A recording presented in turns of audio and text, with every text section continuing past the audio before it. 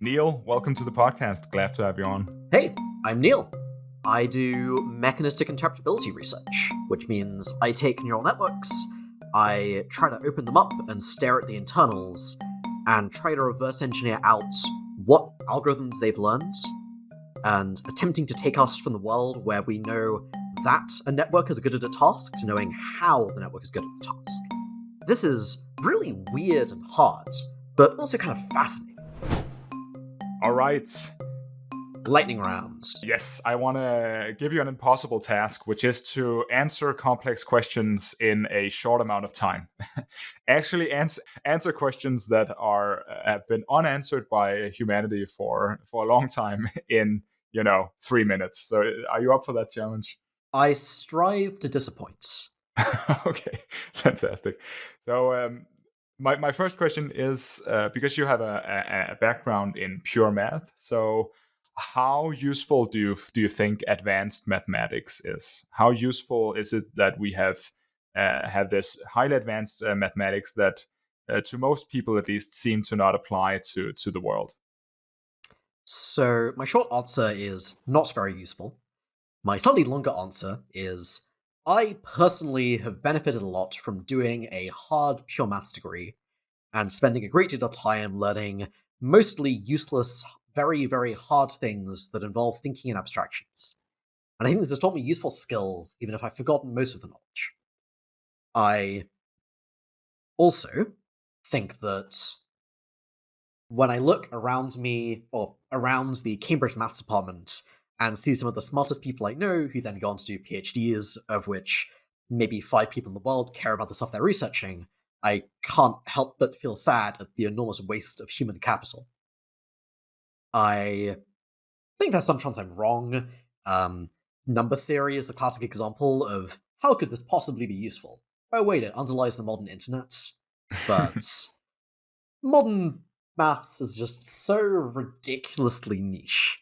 I would just be so surprised if the typical area in it was remotely useful, even if there are occasional lucky gems. Do you think that mathematics will be advanced by AI in the future? And so perhaps if we get very advanced AI, we don't need to do the math ourselves. We can rely on an AI to do it for us, and therefore perhaps these geniuses in the Cambridge mathematics department should be working on AI as opposed to directly on mathematics. I mean, sure seems plausible.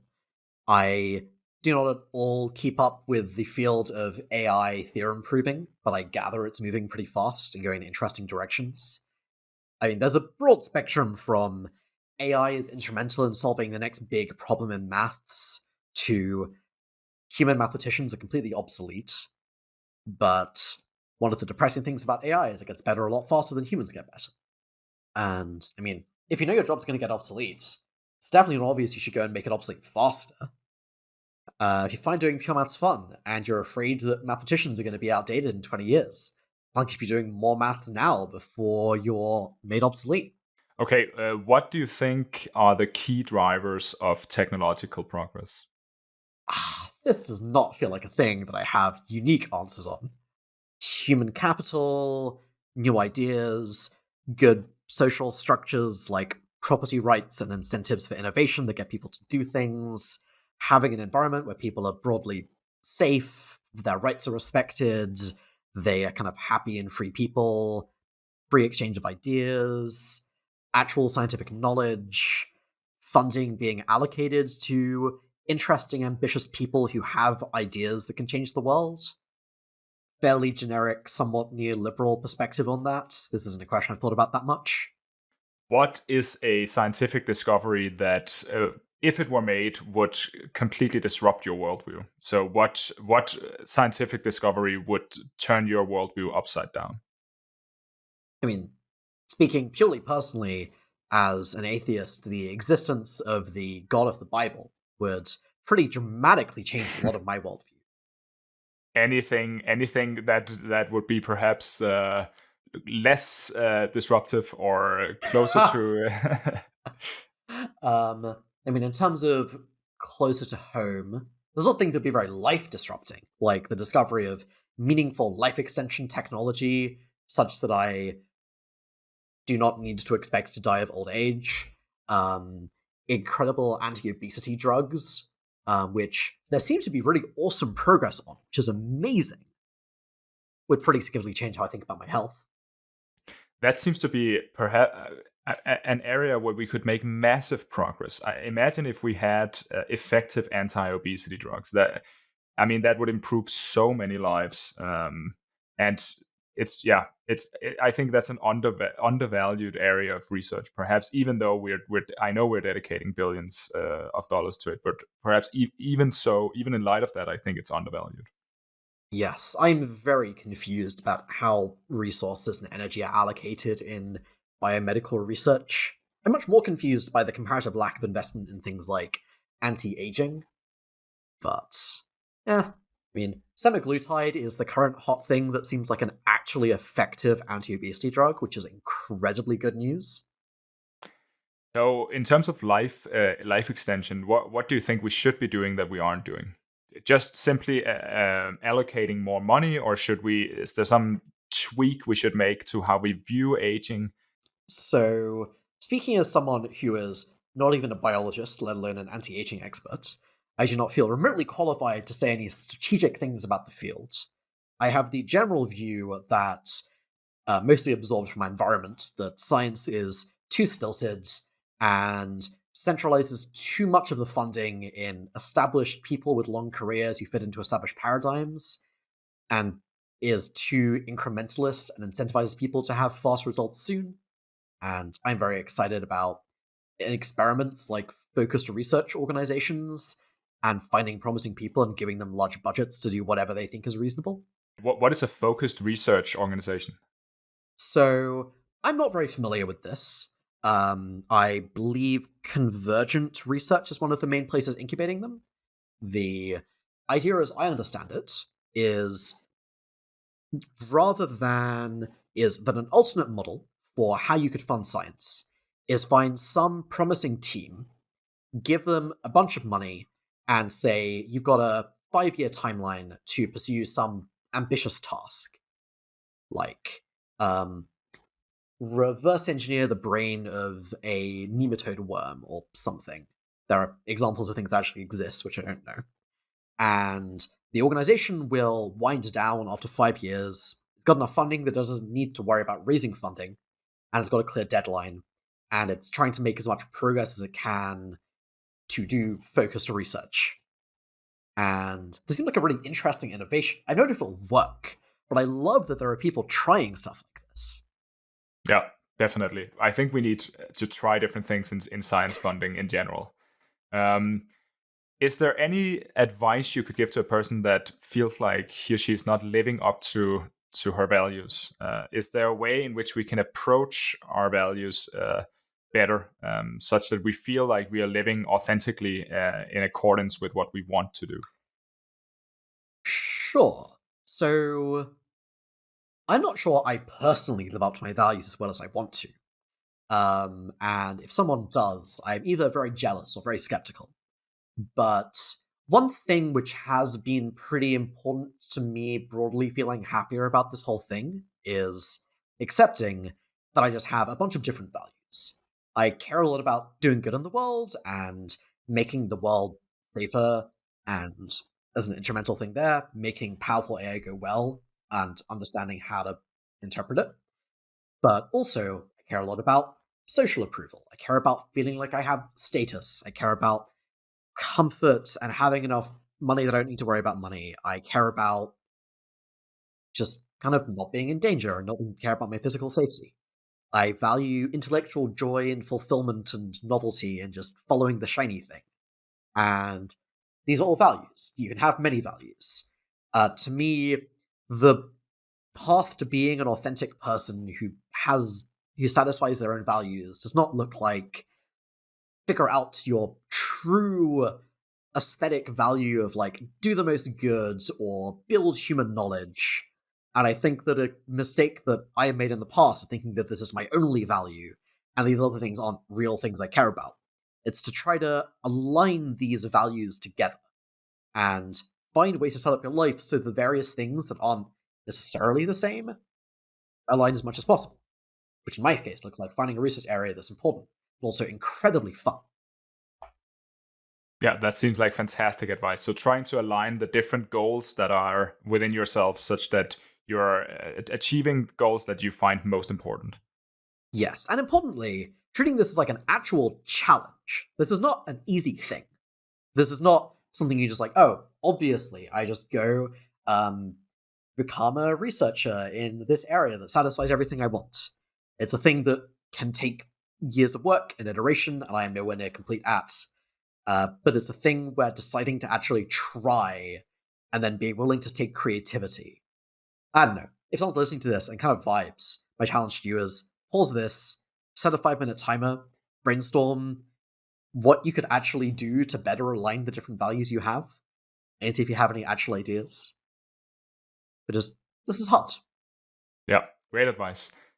So if we imagine a person 1,000 years ago, I would generally think that this person has worse empirical beliefs than I do, and perhaps also worse values than I do.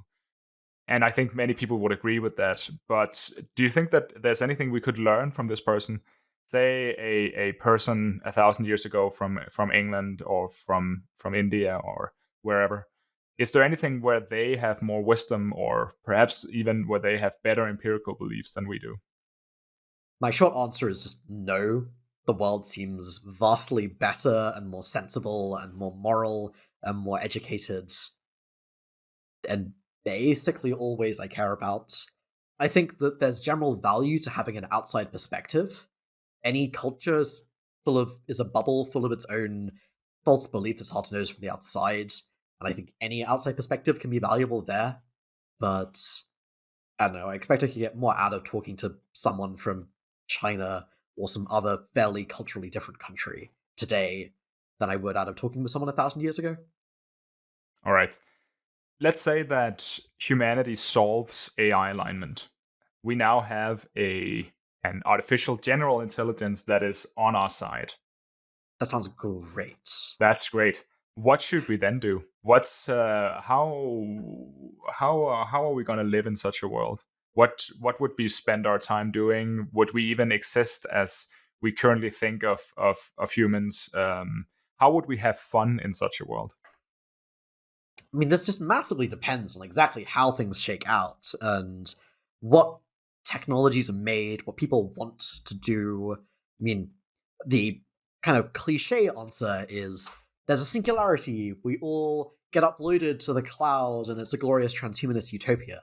But lots of people don't want that. I think tracking what people want is important. I think that probably if you had a human level AI that's also kind of cheap enough to run, then, like in a practical way, you could dramatically increase the rate of technological progress. Good in a bunch of ways, concerning in a bunch of other ways, can be pretty destabilizing to society when a bunch of things kind of progress at different rates. I Feels like a really hard problem. Can we get a human level AI to solve this for us?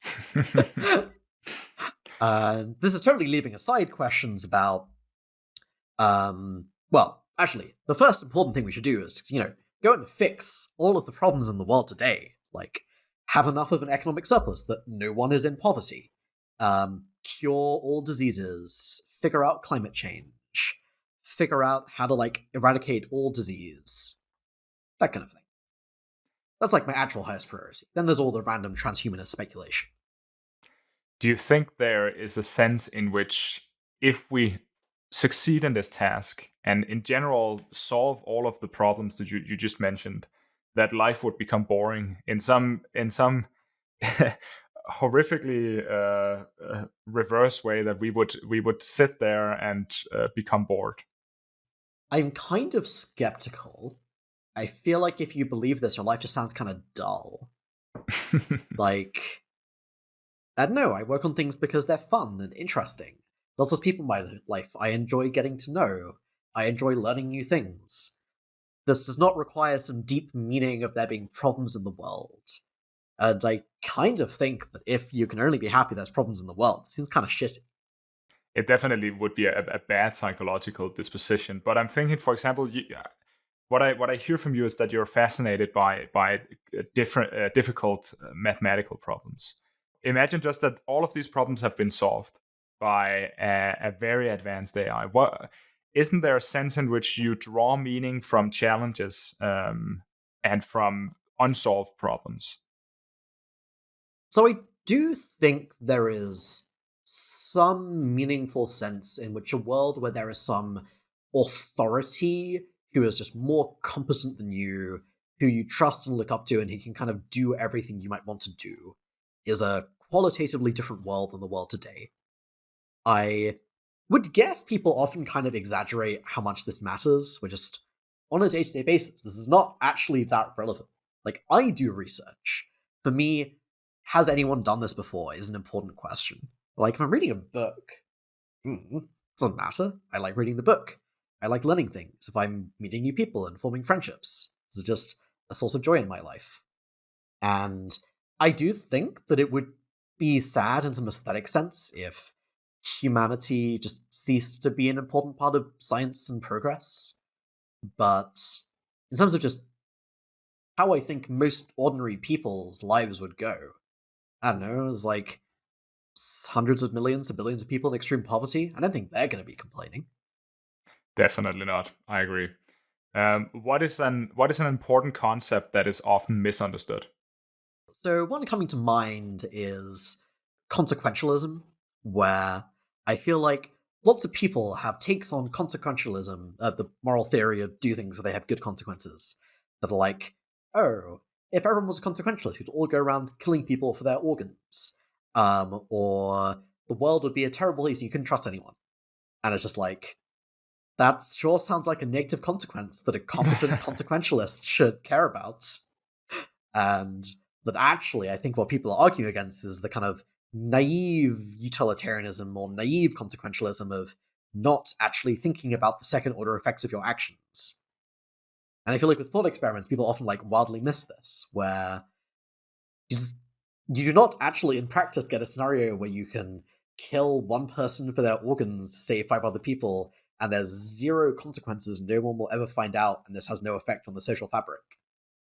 What do you think is the most impressive scientific discovery relative to the time in which it was discovered? Probably smallpox vaccination, both because A, eradicating smallpox is just objectively one of the most impressive things humanity has ever done. And also, I believe the first time it was discovered was in the late 1700s or early 1800s. And it is just wild that at a time with such poor knowledge of medicine, people figured out, oh, this terrible deadly disease can be prevented if you get yourself this weaker disease, and to some degree did actual experiments. Is it the case that books are outdated? What does outdated even mean? I mean, physical books are in some ways superseded by ebooks. Though I'm not sure that's the spirit of the question, and many people disagree. Let me rephrase that. The spirit of the question is: I want to learn a complex area of human knowledge. Is the case that I shouldn't use a book or a textbook, and that I should perhaps work through exercises on a website or read papers or so? Do you think books are outdated in that sense? I'd be pretty surprised. I feel that, well, to me, this just kind of feels like the wrong question. I think how the best way to learn something generally looks like follow the guidance of an expert on how best to learn it, find clean, distilled versions of the concepts. Generally, if someone competent writes a good textbook, that's like a great thing to read and work through. Sometimes the people who could write good textbook could write articles instead, or like write blog posts and lists of exercises.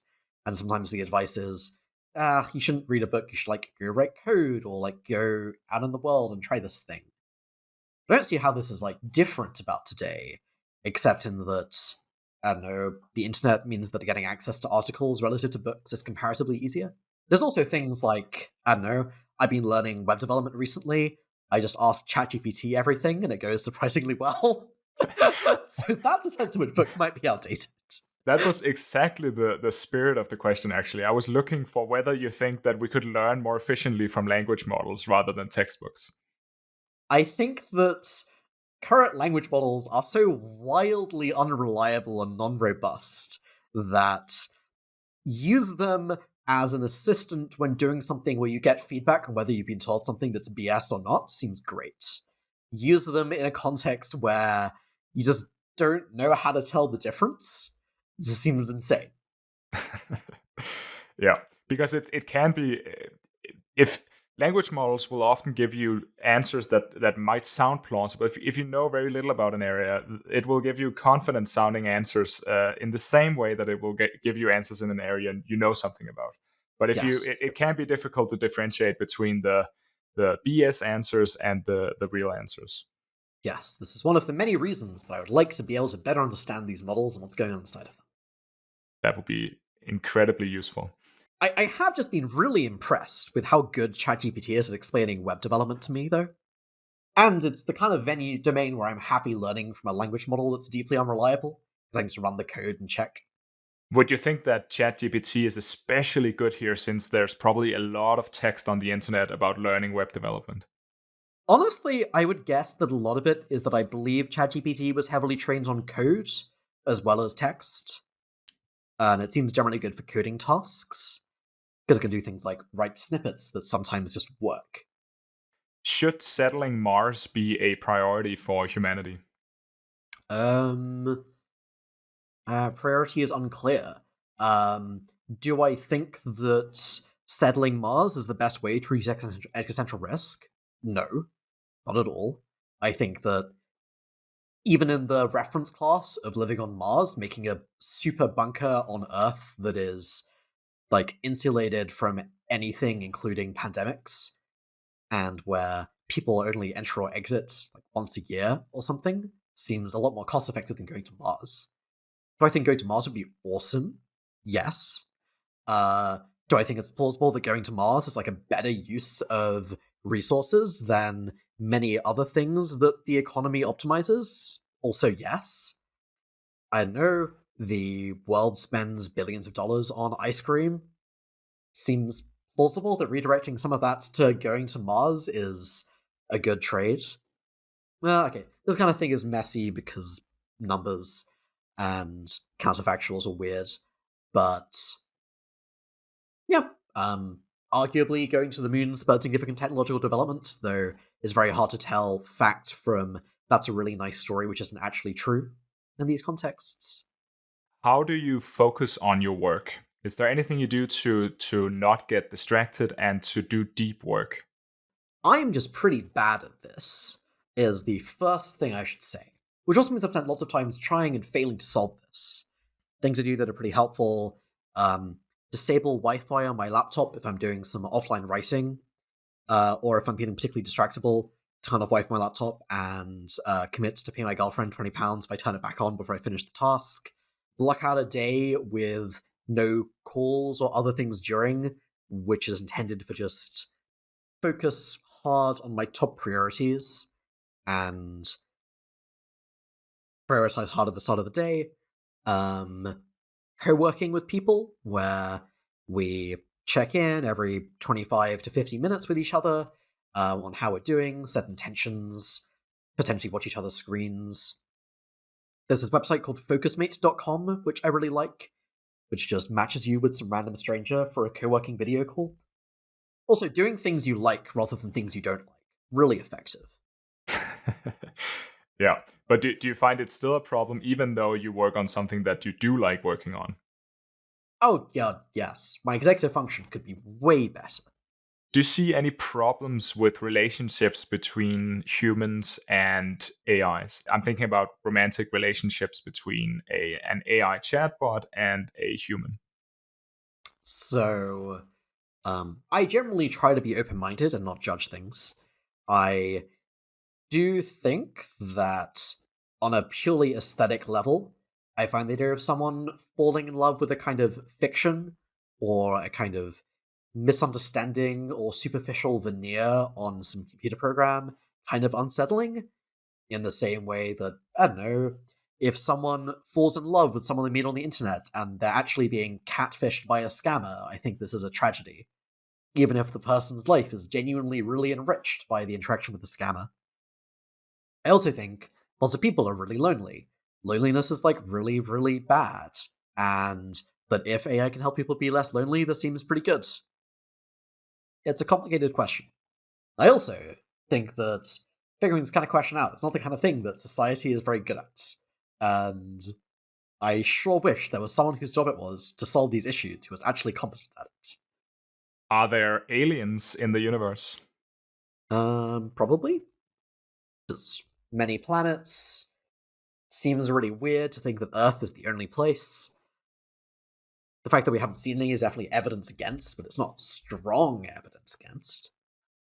Do you think we will ever, as a species, bump into these aliens?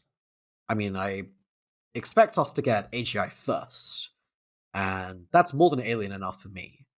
I do think that the most likely outcomes for humanity are either go extinct or colonize the stars. And I think that once you start expanding throughout space, if there are aliens, you will eventually meet the aliens. What are some of your favorite books that you think the audience should read? A book very close to my heart is Harry Potter and the Methods of Rationality by Eliezer Yudkowsky, which is this Harry Potter fanfiction that he wrote to try to model clear thinking and rational behavior. And I read this when I was 14 and thought it was amazing. I now reread it, and I'm like, there are so many flaws in that character that I did not realize were flaws when I was 14. But also, this is still like a great book that I got a lot out of reading. So I really like that one. I think The Alignment Problem by Brian Christian is pretty great and is probably my favorite description of alignment flavored concerns in real current day AI models and what we're confused about. It's also just like really well written. I really like it. The Precipice by Toby Ord, I think, is a pretty solid just why existential risk is a thing you might be concerned about that is pleasantly well explained and broadly says reasonable things. What is an overlooked positive aspect of humanity? We live in a world where it's just not that hard to do quite a lot of damage in a variety of ways. Like, I don't know, make bombs from household materials, and very, very few people do this. And there's just lots and lots of ways to defect against society in a way that no one really notices, and this mostly does not happen, at least in, I don't know, the West. And this is just kind of great. Yeah, so the world is fragile, but the fact that it hasn't been destroyed yet, or the fact that we don't see more bad things happening, is a testament to most humans being good, perhaps. Kind of. I think that destroying the world is much more in the aegis of nation state actors, etc., with nuclear weapons or gain of function research labs and various terrifying things like that. And I think that those seem concerning in an entirely different way. But just, there are not that many people who try to kill other people. This is just a great thing about the world. Do you think people should spend more resources and time prepping, so prepping for disasters by storing food or storing tools? This used to be something of a laughed at subculture, but perhaps COVID-19 has changed that in a way in which it's now more obvious to more people that it would be useful to have some general basic prepping done by more people. I kind of think everything is ultimately a cost benefit trade off. I think that people do systematically overestimate how likely things are to be basically normal and underestimate how likely there is to be big, weird disasters like COVID that dramatically change things. I also think that it's very easy to fall in the opposite trap of investing a large amount of your resources and time and energy into preparing for things. And I think that with everything, you should 80/20.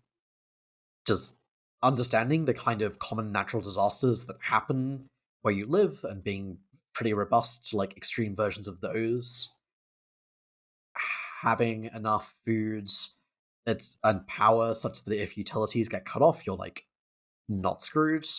Um, but I kind of feel like prepping is just an unusually salient example of the general thing of bad things happen. Like, I don't know, as a young person, probably one of the biggest risks to me, beyond death, is that I end up in some situation which dramatically decreases my future earning potential, or like leaves me with some kind of brain damage or significant disability. And probably I should have some insurance against that. I don't. Maybe I should fix this. But to me, it's definitely not obvious that not prepping is a mistake if you also don't have things like that. Got it. What advice would you give to teenagers listening to this? Explore, try out a bunch of things, take seriously the idea that there can be things you actually care about if you can just find them.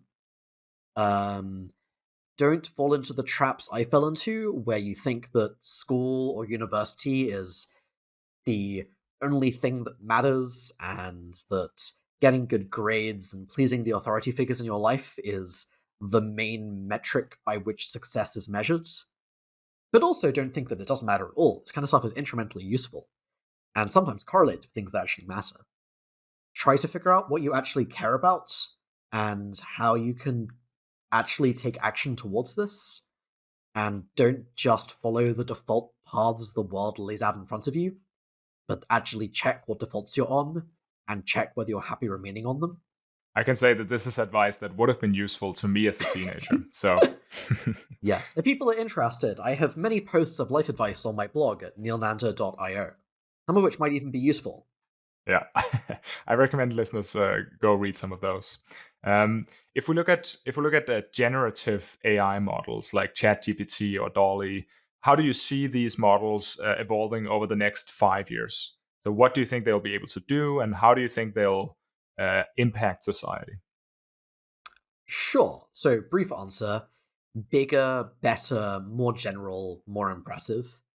I expect lots of the current jankiness around being somewhat unreliable, needing to do a bunch of delicate prompt engineering to get it to do exactly what you want are going to go away, as they kind of already have. ChatGPT is a notable improvement on GPT-3 in terms of kind of usability and user interface, even if it's not actually that much better in terms of what it can actually do. I think that DALI for videos seems like a thing that's plausibly going to be a thing in the next 5 years. I expect that a much larger fraction of software engineering jobs is going to be done with Copilot style models. Do you have an interesting idea of how much can be achieved in the world interacting with it only through an internet connection or a browser? Seems like quite a lot. I think there's a bunch of stuff that the world, that society tries to make require you to have a physical presence and identity, know your customer regulations, needing to show a passport to have the right to work somewhere, etc., which make it much harder to do. Like, you can do them via a browser, but it requires significantly more sophistication to interface with society's systems. But beyond stuff like that, I don't know. I didn't go out of my house much during 2020. My life was pretty functional in terms of my ability to interact with the world and do things. And I ask this, of course, because if you have a language model, there is some way to have it generate a list of tasks or a plan in a list, and then perhaps translate that list into actions in a browser. And if a lot can be achieved in a browser, then perhaps language models are more capable of affecting the world than we might believe. Yes, I do not think that the bottleneck on language models being scary right now is the limitations of what you can do in a browser. I think you can do a lot in a browser, and the kinds of AI risks I'm concerned about look a lot more like a competent manipulative system with internet access than they do like an army of killer robots. Though I'm also concerned about the army of killer robots, to be clear. Yeah. Let's end it here, Neil. This has been interesting, and thank you for coming on the podcast. Yeah, this was fun. Thanks a lot for having me on.